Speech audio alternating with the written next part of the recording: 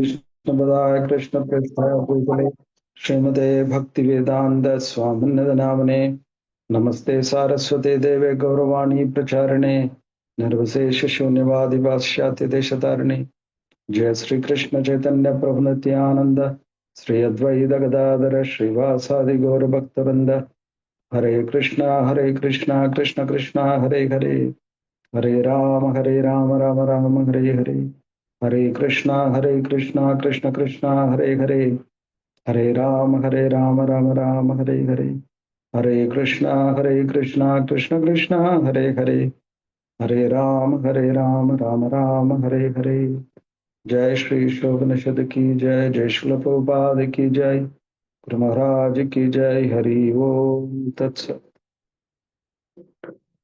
Hare Krishna.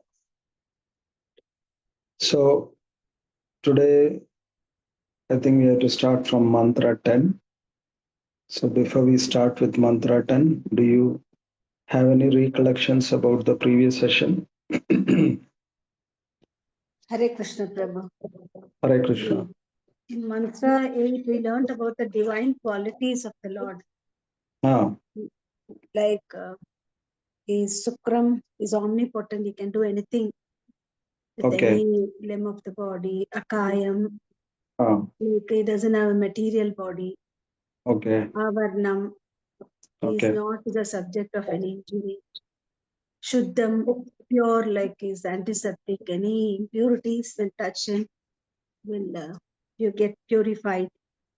And Kavir, omniscient.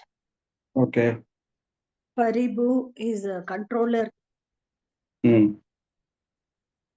his Swayambhu is like is self-sufficient and independent.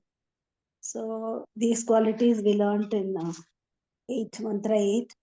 And mantra 9, we learned about avidya and vidya, misguided knowledge. Okay. So we discussed that it is very dangerous to have misguided knowledge, more dangerous than ignorance. And to prove that, Srila Prabhupada is giving some analogies. Can anyone remember those analogies?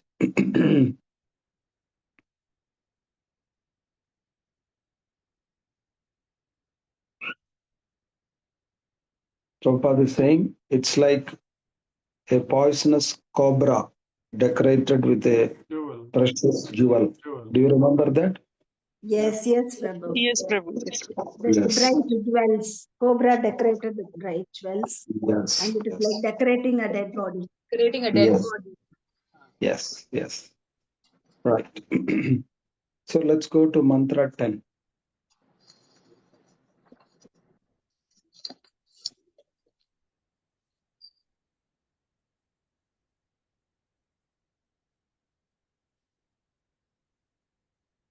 Anyat devahur vidyaya nyadahur avidyaya iti sushruma thirana enastat vicha chakshire.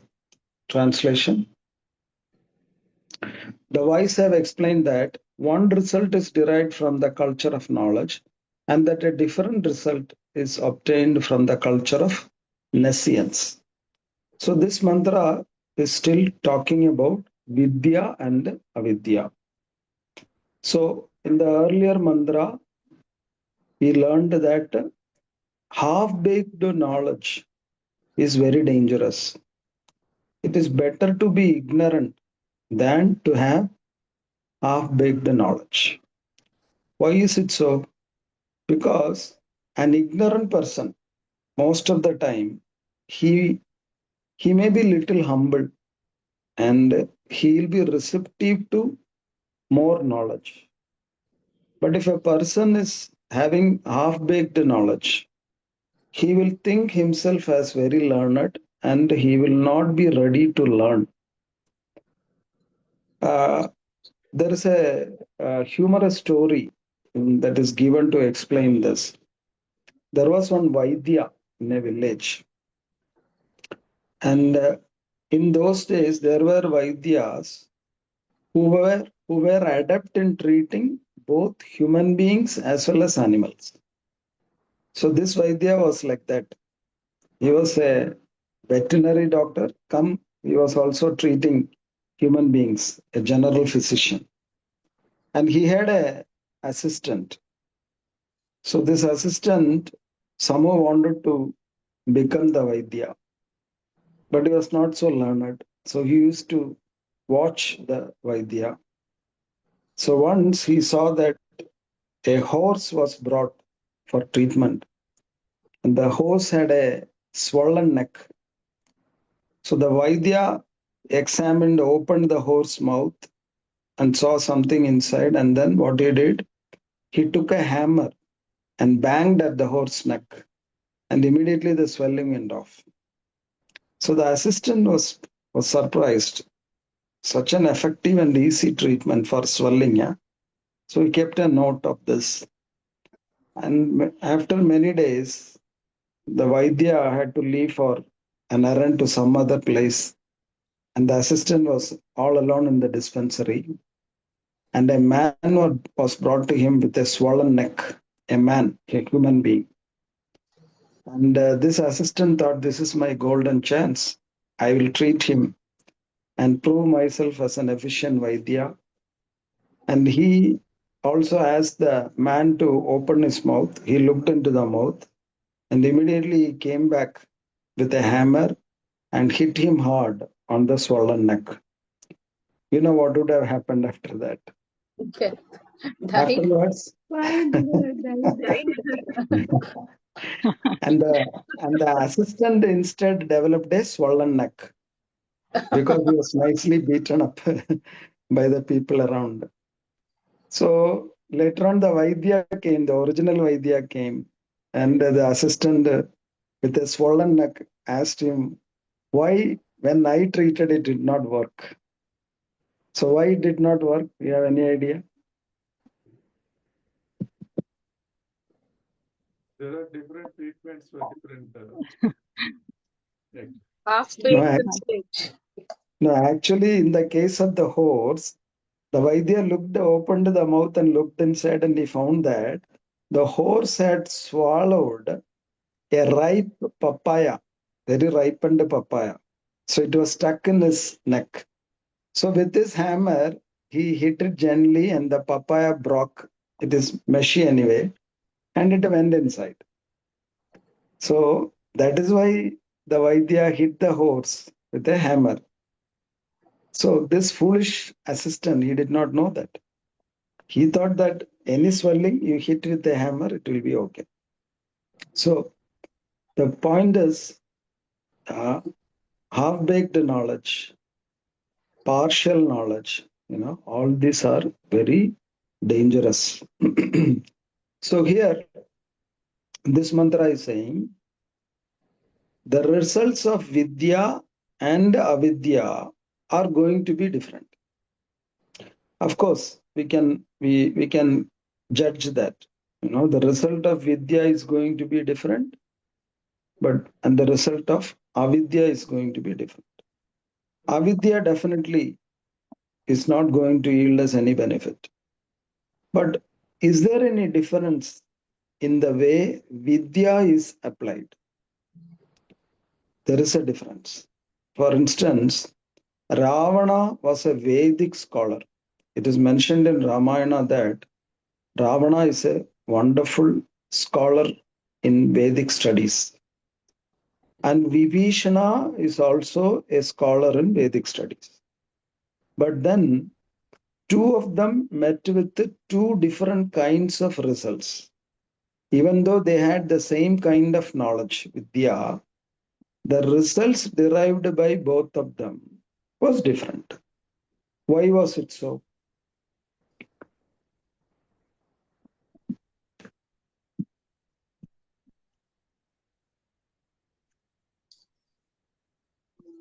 Different cause, Prabhu.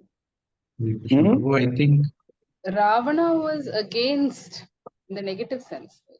In an evil way he used to, Vibhishana was devotee in of a the Lord. positive relationship with the Lord, like he assisted the Lord. Whereas Ravana was hating him and he was against him. So even though he had all these qualities of the Vedas, even though he was not in a positive mood with the Lord, he had a different result compared to Vibhishana. See, Ravana had a lot of Vedic knowledge. He was also a great devotee of Lord Shiva.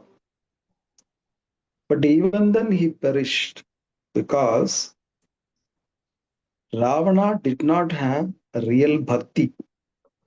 Sometimes people don't understand this. They will say Ravana was a pure devotee of Lord Shiva. No, he never missed his Shiva puja. He never missed his Shiva stotras. Everything was so pakka. But then he was doing everything so pakka, but the intention was sense enjoyment. Pure devotion means you would like to serve the deity, your deva, devata. Then it is pure devotion. You would always want to please the deity. But Ravana's intention was to please himself, please his senses. There was also an instance wherein Ravana even asked for Mother Parvati as his wife. So that was his kind of devotion, you know. So his devotion was not at all pure. So even Vedic literature, knowledge of Vedas will help you only if it is coupled with pure bhakti. Otherwise, Vedic knowledge can also be misused. Like especially in Kerala, that happened 1 century ago. They are known as Nambudiri parts, Nambudiris. They belong to the higher class of the society. And they used their knowledge of Vedas to exploit people who were uneducated. And finally, it boiled up and it went to a big revolution. And it resulted in the act of temple entry proclamation. The so-called Nambudiri parts, they were into all kinds of sinful activities. And they brought up a rule that only they can enter the temple, they can do deity worship. But later on, King Chittra Tirunal of Travancore, he brought forth a proclamation called a Temple Entry Proclamation. And with that proclamation, it was declared that any believer in Sanatana Dharma, who is a practitioner of Sanatana Dharma, can enter the temple. So this kind of misuse of Vedic literature led to widespread hatred against the upper class and even against Vedic literature. There was a huge group of people who came up and said, to hell with all this Vedas and pujas and rituals. They are simply there to exploit us. We don't want any of these things. So maybe like Arya Samaj, people like Rajaram Mohan Roy, maybe they were like distant offshoots of the misuse of Vedic literature or immature understanding of Vedic literature. So here in the purport of this mantra, Srila Prabhupada is stating what is real Vidya. So he is quoting 18 items for the process of culturing knowledge, Vidya. So these 18 items are derived from Bhagavad Gita 13th chapter, shlokas 8 to 12. So the specialty of these 18 items is they, if practiced properly, will give real Vidya. And when you get real Vidya, the end result is also these 18 items. So that is a specialty. The practice of these 18 items will qualify you for real Vidya. And when you get real Vidya, the end product is also these 18 items. So it's like the path as well as the goal. So let's quickly go through these 18 items. The first one is humility. Humility is a word that we speak of quite often, especially in the devotee circles. We always try to be humble. We say that devotees are supposed to be humble.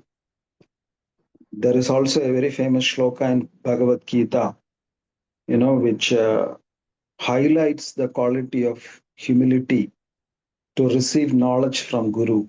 Anyone remembers that shloka? Pariprashnena sevaya, that Tadviddi Pranipatena Pranipatena Pariprashnena Sevaya.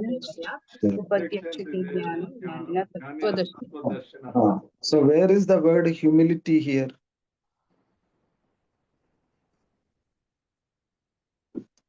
Pranipatena.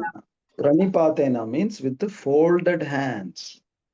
So when you fold your hands in front of someone, that is a sign of humility. Okay. Now we talk a lot about humility, but how do we practice humility in real life? Does it mean that whenever you see someone, you immediately pay your Dandavat pranams? Or does it mean that you glorify someone? Or does it mean that you always demean yourself? You speak ill about yourself? Or does it mean that you live with inferiority complex? Or does it mean that you don't have any self-confidence? So what exactly is humility in practice? What do you think? Respecting each other, each and every devotee. So that is the most important aspect of humility. Respecting everyone. That is a main practical application of humility. And respecting in a genuine way, not in a mechanical, artificial way. We can respect others in two ways, in an artificial way and in a sincere way.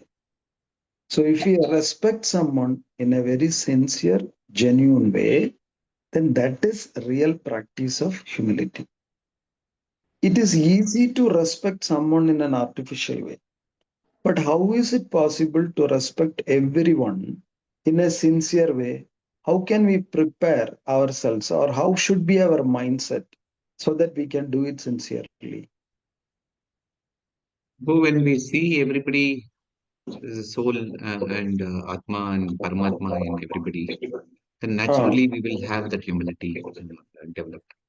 Okay, see, when you see someone else's Atma and understand that they are part and parcel of Krishna, you also know that I am also a part and parcel of Krishna.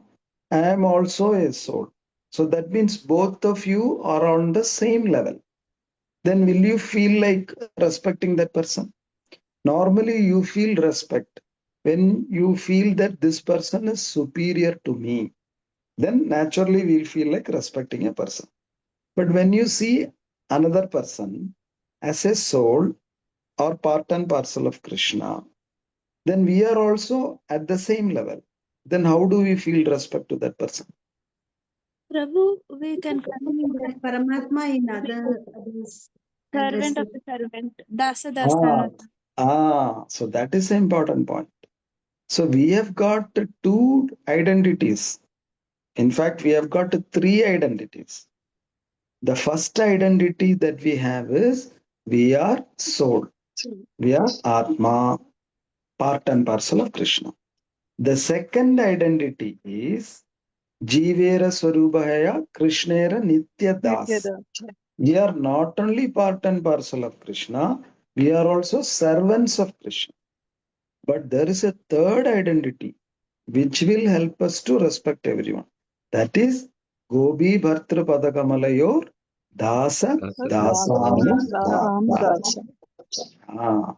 When we are stated firmly in this identity, that I am the servant of the servant of the servant, then you feel like respecting everyone. Even when you are in the state of I am an Atma, or I am a servant of Krishna. Sometimes you may not be able to respect others. But when you think that I am the servant of the servant of the servant, then you feel like respecting them. That is why in ISKCON, Srila Prabhupada said, you address each other as Prabhujis and Matajis. Why Prabhuji and Mataji? Why not sir, ma'am? Why Prabhupada constituted these addressal systems?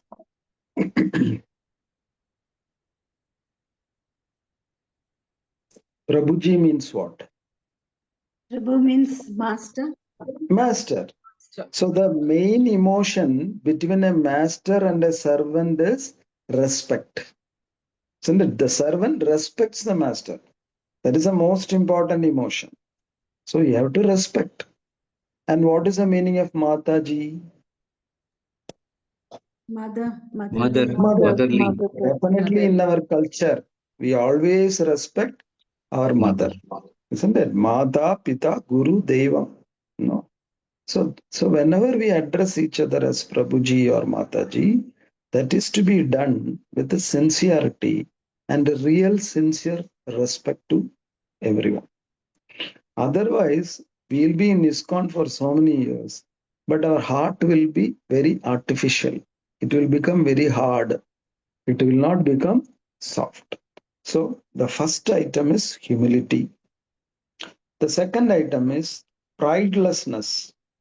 So pridelessness means here Srila Prabhupada is saying not being anxious to be famous. So that is a very good sign of pridelessness. Sometimes what happens is even in the devotee circles, we will find that certain devotees are very famous. Sometimes they sing so nicely, they are very famous in the society. Sometimes they give nice lectures, they are very famous. Sometimes they build huge temples, so they become very famous. So we may at times feel that I'm not so good, as a devotee. I'm not famous. Everyone around me are famous in one way or another. This Prabhuji is a good singer, that Mataji is a good cook, and that Prabhuji is a good kirtaniya, this Mataji is a good dancer. There all these people around me are so special. They have so many talents and they are well known, they are popular. But I am a common man. I don't have any talents. So maybe I'm not so efficient as a devotee. If someone feels like this, how would you counsel him or what would you talk to him?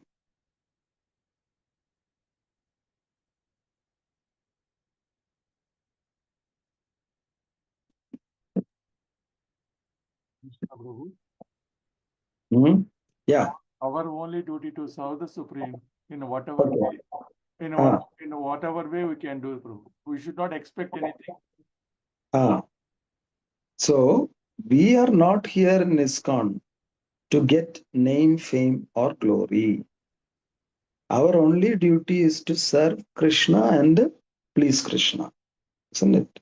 Amanina manadena kirtaniya sadahari. So this we should always remember. Sometimes we also feel all these things. Why no one is respecting me? Why all the respect is going to that Prabhuji, that Mataji? Sometimes we may also feel this way.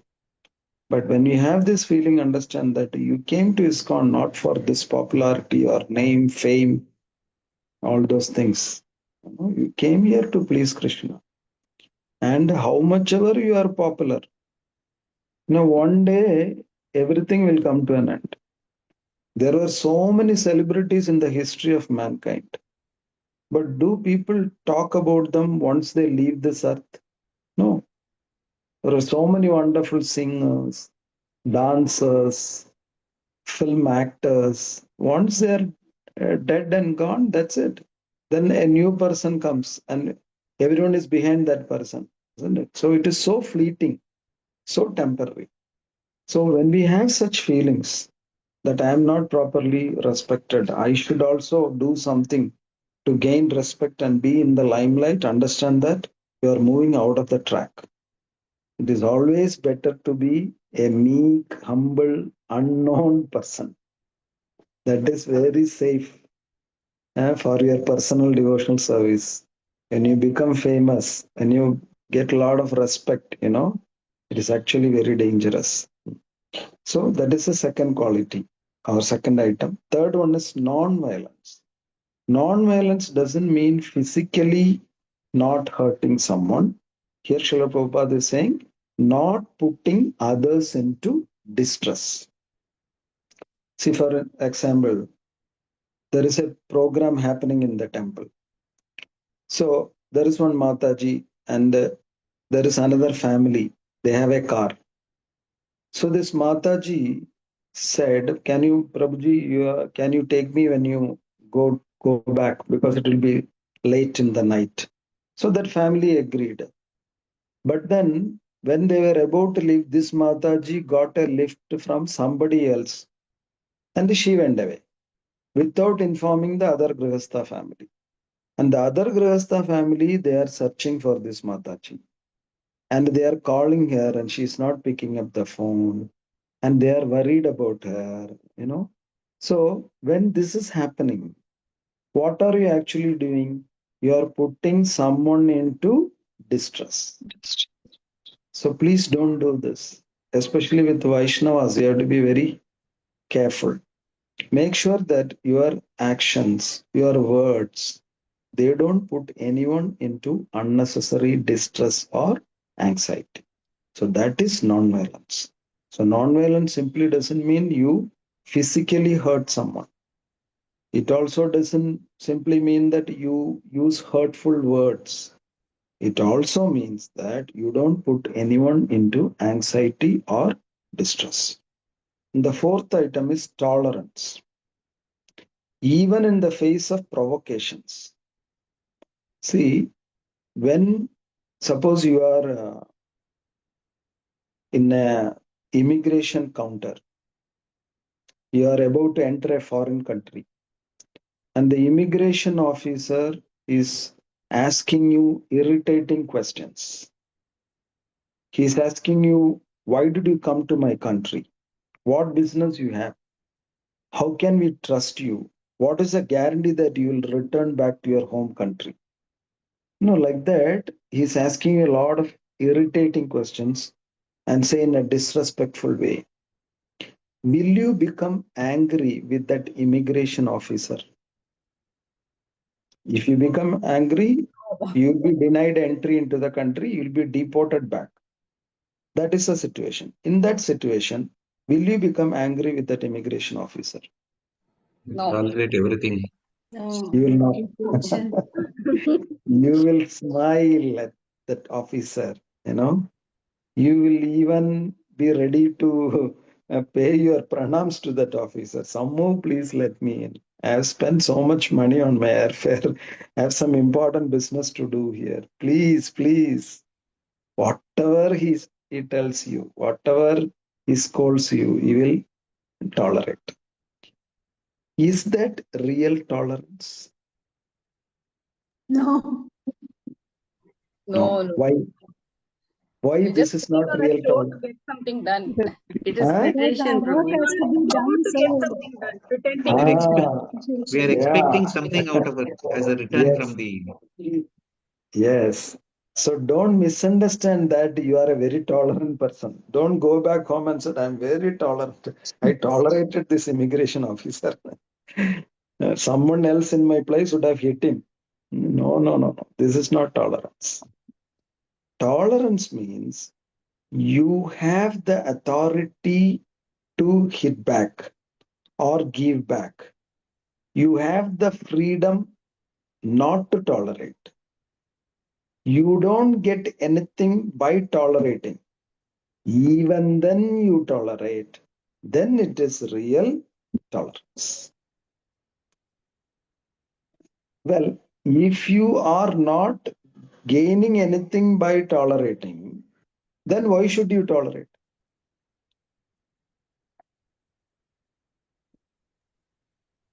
To develop that first quality of respect humility. others. Yeah, because you develop the quality of tolerance by tolerating. That is your training ground. Tolerance will not come one fine day as you get up in the morning, you are filled with so much tolerance. No.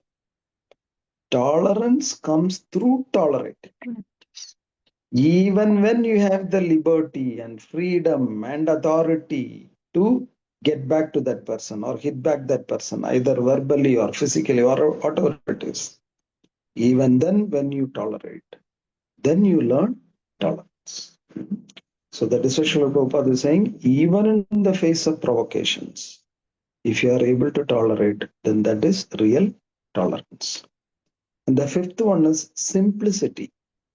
This is a most of the time misunderstood concept. Simplicity, sometimes people think you wear simple dress, eat simple food, have a simple home.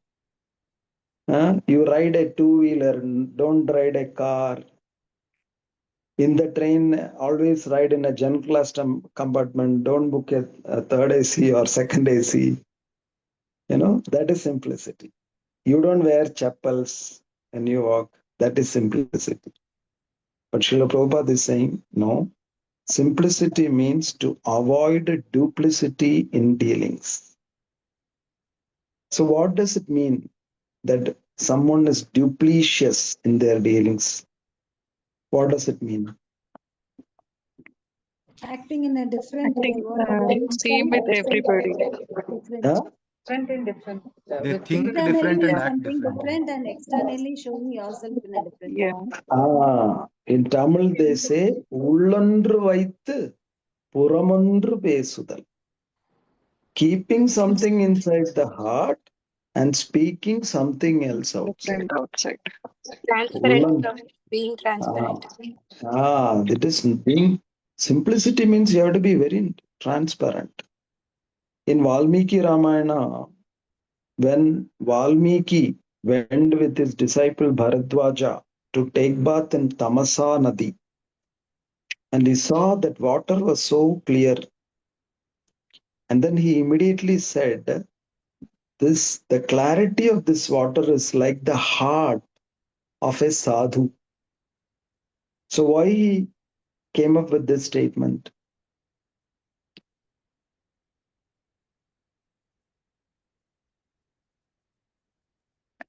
Because he could see the pebbles down in the water. He could see the bottom of the river. It was so transparent. Have you ever seen such a river in your life? Never in Bangalore for sure. Yes, Anywhere you have seen such a river? yes. Well, if you go to Shabarimala in the beginning of the season, not after the season, before the season begins, Pamba River, it is so transparent like this. You can see all the pebbles. And if you go to Rishikesh, Gangamaya, there also you can see the water is so transparent. Of course, if you go to Gangotri, you can see this. Yamunotri, you can see this. So it's a wonderful example that Valmiki gave. The heart of a sadhu is like this. It's so transparent. So that is what is meant by simplicity. Of course, other things are also important, like leading a simple life, simple diet. That's also important. But the most important factor is you are not duplicitous. And the sixth one is serving a guru with the submission and inquiries. Tadvidhi pranipadena. Tadvidhi pranipadena. And what next? Pariprashnena sevaya. Pariprashnena. That is very important. Inquiries are important. Why are inquiries important with a guru? Why don't you simply submissively serve the guru throughout? You don't ask anything. Is it okay? Knowledge. Yeah? You have to understand and knowledge of the Guru. Yeah. See, in Brahma Sutra it is said, Adhado Brahma Jijnasa. The first step to God realization is Jijnasa. Adhado Brahma Jijnasa. Jijnasa means curiosity. If you are really curious, you will immediately start asking questions. Did Parikshit Maharaj ask questions? Yes. Yes. Yes, Prabhu. Yes. Yeah. Lot of He has questions. lot of questions. Did Arjuna ask questions? Yes. Yes, Prabhu. Yes. Lot of questions. And many of the wonderful books of Srila Prabhupada are based on the questions asked by his disciples. Perfect questions and answers. Perfect questions, perfect answers. If those devotees had not come up with such inquiries, we wouldn't have got many of Srila Prabhupada's wonderful books. So it is very important to ask questions. Then seventh one is following regulative principles. Of course, we know the four important regulative principles. Eighth one, being fixed in scriptural principles.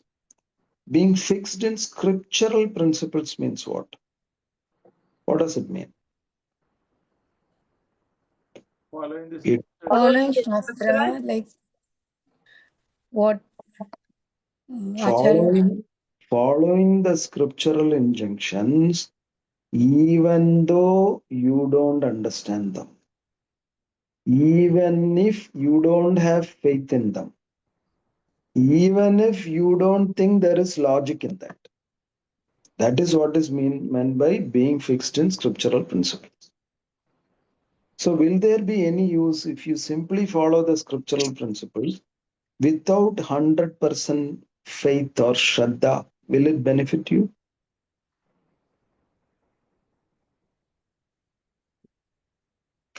No, Prabhuji.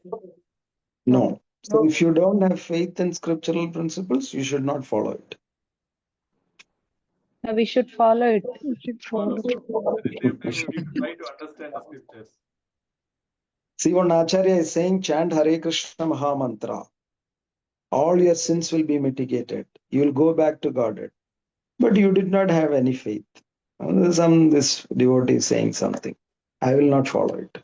Only when I have 100% faith, I will follow this instruction. Is that okay? Prabhu, in many shastras it is told that knowingly or unknowingly if you chant also there is benefit. So The Vedic principles. yes. So in the case of Vedic principles, don't wait for 100% Shraddha. Don't wait for your intelligence to declare that, to give a clearance certificate that it is logical. Don't wait to experience the promised result of following that scriptural instruction. You follow it. In due course of time, you will witness all the benefits. It's like saying, a deceased person is saying, you first prove to me the efficacy of this medicine. Then only I will take this medicine. Will it work that way? No, it will not. No, Prabhu. No. So what the deceased person should do? Start Whatever taking the prescribed, he should start eating it. Start taking the medicine. Whether you have faith in the medicine, whether you know the constituents of the medicine, don't worry about it. The medicine will work, isn't it? So that is very important. So being fixed in scriptural principles. Ninth one, refraining from activities unfavorable to bhakti. So that means anukulyana and pratikulyana. There are two kinds of activities. Anukulyana means favorable. Pratikulyana means unfavorable. So we should know what is favorable to bhakti and what is not favorable to bhakti. Sometimes we may get confused. So in such situations, we should consult a higher spiritual authority before you take a decision. So it is very important to act in a favorable way to bhakti. Sometimes it may not be likened by Krishna, but even then it may be favorable to bhakti. For instance, Krishna did not like Yashoda Maya tying him to the mortar. But did Yashoda Maya do bhakti or not? Yes, she did. Yes, Prabhu. Yes. She did. So sometimes it is perplexing. Krishna doesn't like it. But even then, she did a highest level of bhakti, isn't it? So anyway, a lot of discussions are there regarding this Anukulyana and Pratikulyana. So understand that we should always do things which are favorable to bhakti and refrain from things which are unfavorable to bhakti. 10th one, renouncing sense objects. Renouncing sense objects. Okay. Is palatial comforts, or say for instance, nice tasty food, is that a sense object or not? Tasty food, is Yes. that a sense object? Yes, Prabhu. Yes, Prabhu. Yes, Prabhu. So that means we should never take tasty food. Limited, Prabhu. Limited you can take.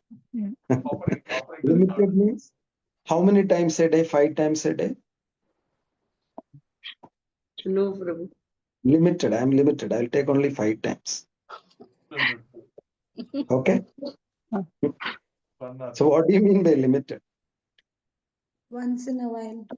Once in a while. Once in a while. See, tasty food is a sense object or not depends on whether you are taking it for pleasing your tongue or you are taking it as prasadam to stay healthy. The food is same. Even prasadam can become a sense object. Is that possible? What do you think? I'm Yes. saying Yes, even Prabhu. prasadam Yes, can yes. become a sense object. Yes. Do you agree? Yes. Yes, Prabhu. How come? How come it is prasadam? Palatable prasadam you take continuously. Example, Rasgullas, Prabhu. Treated by Rajbhog Example, Rasgulas, Rajbhog. So even prasadam can become a sense object, isn't it? So it all depends on with what intention you take. The intention decides whether it is a sensory, a sensual enjoyment, or it is an act of bhakti. Okay. So renouncing sense objects means renounce that mentality to enjoy everything yourself. Renounce the mentality to please your senses. That is what it means by renouncing sense objects. And the 11th one, not misidentifying with the body or possessions. So this is a big problem. How many of you have completely realized that I am a soul? How many of you? Perfect silence. So it is a very difficult thing, even though it is a basic concept, not misidentifying with the body or possessions. Okay, leave the body. Okay, I am little attached to my body, bro. Suppose I throw a stone at the windscreen of your newly bought car. Will you be angry with me, or you will say, anyway, I'm not this car. You throw one more stone, Prabhu. I'll be happy. What will you do? Angry, Prabhu. Will be Angry angry. will come, Angry. Prabhu. Yeah. Yes, Prabhu. You are not this car, no?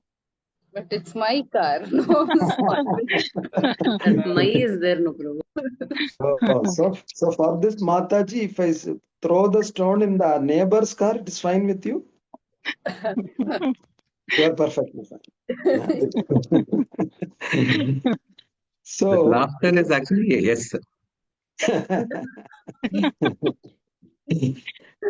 so it is very difficult, to not to misidentify yourself with the body, with your possessions.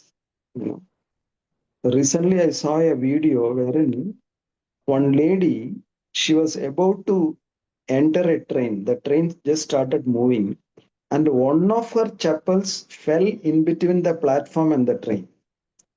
And then she was about to get inside that space and pull that chappal.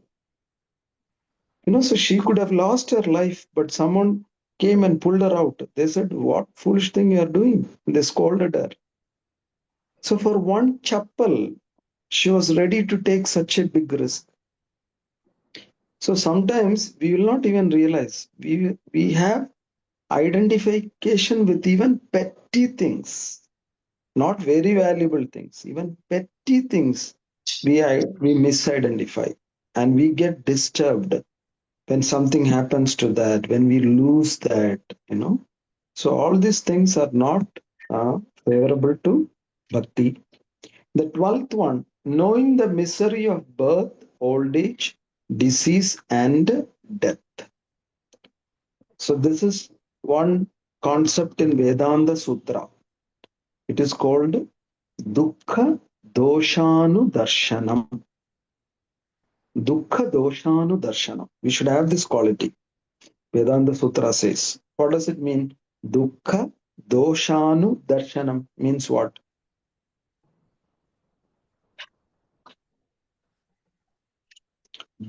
Darshanam means to see. You should always see two things in this material world, dukkha and dosha. Dukkha means misery. Dosha means, what is dosha? Dosha. Dosha means not eating dosha idli, not that dosha. Misfortune. Fault, Prabhu, fault. Fault. Yes, Prabhu. Offense, Fault. false. False. Yeah. False. Yeah, false. So we should always see two things in this material world, dukkha and dosha. Why? It reminds us that this is temporary and we have to go back. So if we train our mind to always see dukkha and dosha around us, then it will help us to come to the 13th item, detachment. You become detached, vairagya. And Srila Prabhupada is saying detachment means not accepting more than required. Anyway, I'm born in this material world. I need to eat. I need to have some clothes. I need a shelter. Okay. But I will not be attached. I will accept them. Whatever is required, I'll accept. Which mantra teaches you this in Ishavanishad? Ishavasyanidam sarvam. Ishavas, the first mantra. Whatever is your quota, only you accept. Don't be greedy for these things. It will only give you more and more pain. It is just like the camel being greedy for the thorny bushes. If it is eating more and more thorny bushes, the camel, then what will happen to the camel? Bleeding. It's bleeding. Yeah, Start bleeding. it will start bleeding. It will develop lot of wounds inside the mouth. So the same is the case with worldly things. So dukkha doshanu darshanam will also give you detachment. The 14th item is regulating attachment to wife, children, and home. So these are the three things which we usually get attached to: wife or husband, children, and home. In some villages, when old people, they are lying on the deathbed, and sometimes they will not die. They will be lying like that for a long time, for months together. The Vaidyas, the doctors will come and say, there is no hope. We cannot revive this person back. He will die. But then the soul is not leaving the body. Under such situation, what the elders will do is, they will go and ask, they will go and bring the person's wife, children, everybody to his bedside and say, your wife is fine. She will be properly taken care of. Don't worry about her. Your children are well settled.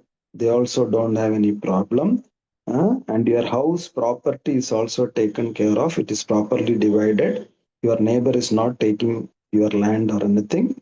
So please be peaceful. They will come and explain this very loudly in front of that person. And then they will take some soil from his land. Some land will be in his name. Some property will be in his name. They will take some soil from his property or land, make it into a bundle. They will tie it in a cloth bundle, and then they will put that bundle underneath his pillow. And when they do this, within 2 days, he will die. Now, what is the logic behind this?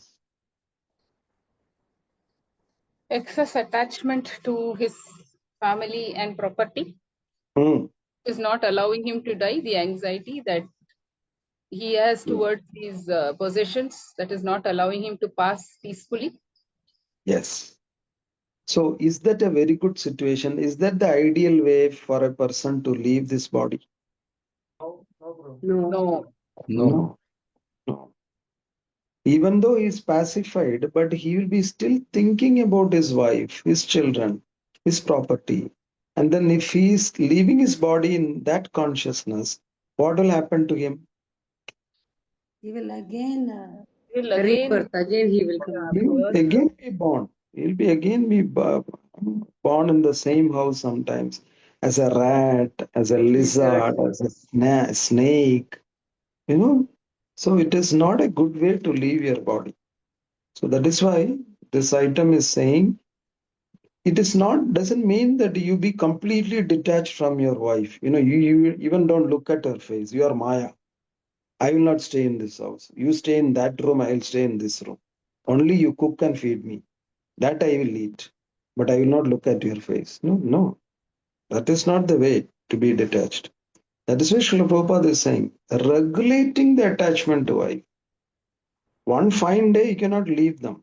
You cannot be completely detached. But do some introspection. Are you being overly attached to them?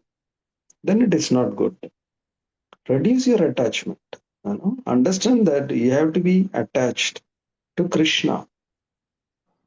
That is why there's a famous statement. So many janmas, you gave to other people. But at least this janma, you give it to Krishna. So many janmas, you sold out your heart to others. At least in this janma, you give your heart to Krishna. So we should have that desire. I should not come back to this material world. It's a very dangerous place. So yesterday, when Mataji was very happy, it was her birthday. And she called me up and said, Prabhu, I'm very happy. I said, why Mataji? She said, I received a birthday wish from my Guru Maharaj. And then she forwarded that message. And in that message, Guru Maharaj has written on very profound statement. Guru Maharaj has written, let this Janma, let this birth be your last one. That's how he has written that message. So everyone should have that deep desire that this must be my last birth. That is in your hands. You only can desire that. The acharyas cannot do it for you. The devotees cannot do it for you. You need to personally, deeply desire that I'm not going to come back here again. I want to go home, back to Krishna. Develop that deep desire. Then only you will be detached. And the 15th item is even-mindedness amid desirables and undesirables.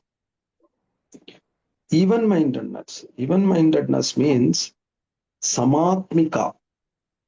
That is a technical term for that. Samatmika. Sama. Whether it is sukha or dukkha, it is you face it with a equipoiseness. It is very difficult to do that. But how do we prepare our mind to do that? By remembering one statement. This too shall pass. This too shall pass. There was one king. He asked his guru, how do I face Sukha and Dukkha and be equipoised. Guru wrote a statement in a palm leaf. This too shall pass. Whenever you are in too much of Sukha, take this and read. Whenever you are facing too much of Dukkha, take this and read. So what is the meaning of this statement? This too shall pass. What does it mean? It's not going to be forever. It is not permanent. The present situation is not permanent. Yeah. Whether it is Sukha or Dukkha, it is not going to stay with you forever. See, I still remember the day when I passed my 10th standard matriculation. I was in cloud 9 or 10 or whatever it is. I was jumping up and down. I thought that I conquered the world. But then that happiness stayed with me for a few days only. Then again I became stressful, thinking about +1, +2. Happiness was gone. The day when I got my first appointment letter, I was so happy. But then after 1 month, the same job started giving me a lot of troubles and misery. Then I started thinking why I got this job. So everything is like that, fleeting. At that particular point of time, it looks like it's so blissful. Or the opposite is also true. When we face something very painful, we think this is the most painful thing. I'm going to die now. I cannot bear this. Nothing doing. After some time, you will overcome it. Even if someone leaves you, even if you are facing a tragic death of a dear one, everything will pass. Nothing is permanent, isn't it? And always understand that all this Sukha and Dukkha, it is only at your emotional level. The Atma is completely aloof from all this Sukha and Dukkha. The Sukha and Dukkha that we experience in this material world, the Atma doesn't have anything to do with that. Atma is somewhere else, far above all these things. Since we are in Maya, we experience all these things. So we should not give too much of importance to adorables or desirables or undesirables. Be even-minded. 16th one, becoming an unalloyed devotee of Sri Krishna. It's very difficult. Pure devotion. That's why we constantly pray for that. That's why in the temples we recite the 10 abarats, namabarats, and finally what we say, it is also an offense to remain inattentive while chanting. So let's carefully avoid these 10 offenses in order to quickly achieve the desired success, which is Krishna Prema. So that's a very high gift, very precious gift. So we always pray for that to the acharyas, to the Lord. Please give me unalloyed devotion to your lotus feet. And the 17th one is living in a place favorable for spiritual culture. So that's also very important. Sometimes some situations are not favorable for a spiritual culture, especially if you are a grihastha. Certain jobs, certain occupations may not be very favorable for the practice of sadhana. Maybe you are well paid, but then it may not be conducive for your bhakti. That is the case, you should definitely do some arrangement. So the highest priority should be our sadhana, our spiritual practice. Otherwise, at the end of the day, we'll have a lot of money, property, and everything, but we will not have bhakti. So don't sacrifice your sadhana or spiritual for the sake of earning money. The 18th one, researching spiritual knowledge. Researching spiritual knowledge means first you do shravanam, then you do mananam, then you do nididhyasana. No? Hello? Hare Krishna? The audio is down? Hare Krishna Prabhu. There is some disturbance in your audio. Paused, Prabhuji. Audio is okay, Prabhu. Your video is stuck. Voice was. Oh, you missed it out? Okay. Yes, So Prabhu, research audio means, slightly. we start with the shravanam. That is how we get knowledge. Then we do mananam. and then we do nididhyasana. So when we do mananam, what exactly is mananam? Do you know what is mananam? Memorizing, is it? Chintan. Huh? Chintan. Smaranam, remembering. Not exactly smaranam. You know, you analyze the things that you heard through shravanam within your mind. It is like chewing the cud by the cow. Do you know what is chewing the cud? Cut chewing. Yes, Like again and again chew and The cows do that, isn't it? yes. So what do? In the beginning, they will gulp in all the grass, whatever is available. Then they will go and lie under the shade of a tree. And what will they do? They bring up everything from the stomach and then chew it nicely and then again ingest it. So that is what is known as chewing the cud. So similarly, yeah, when we do shravanam, you hear a lot of things, but you must not have really, imbibed the import of what you heard. That is done by mananam. So sometimes you have a lot of doubts how this is to be understood. What is a practical application of this? What happens if I do like this? Then you may have to do further research so that it is completely assimilated by yourself. So that is what is known as researching spiritual knowledge. So don't simply hear.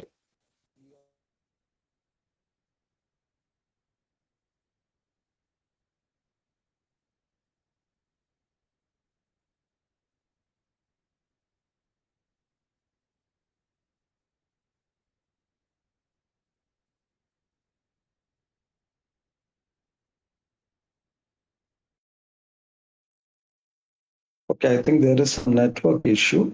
So you heard whatever I said now? Yes, Prabhu. No, Prabhu. Okay. Yes, Prabhu. No. Yes. Yes. Yes. Okay. Right. Now, towards the end of this purport, Srila Prabhupada is coming up with an important information. He is saying that this vidya must be received from a dhira. Normally, when we hear the word dhira, we think dhira means a person who is very brave, who fights very bravely in a war. That exactly is not the dhira meant here.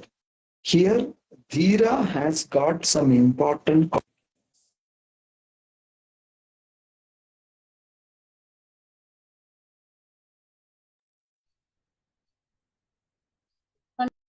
This is loud and clear, Prabhu. Yes, now Prabhu. could hear. Loud and clear. Yeah. There is some network issue. We'll complete the shloka first. So, dhira is that person who is free from moha, kama, and shoka. So, moha means what? We already discussed moha. What is moha? Bewilderment. Yeah, bewilderment, illusion, isn't it? And what is kama? Kama means Lust. you hanker. Lust. Not Lust. only lust, you hanker so much for materialistic things. That is kama. And what is shoka? Lamentation. So a person who is, Srila Prabhupada is saying, a person who is free from lamentation, illusion, and hankering, he is a real dhira, and he also realizes that the material body and mind are foreign elements, and we have to utilize them in Krishna.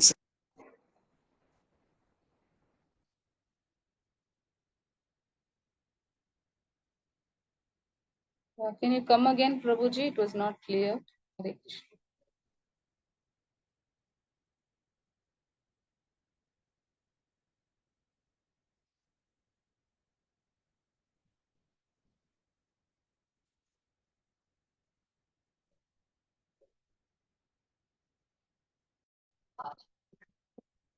So we get real vidya. If we have to get real vidya, we have to have two things in mind. One, we should cut the 18 items that Srila Prabhupada mentioned. He's quoting from Bhagavad Gita. and we should learn Vidya from a Dhira. That is how we get Vidya. So that brings us to the end of this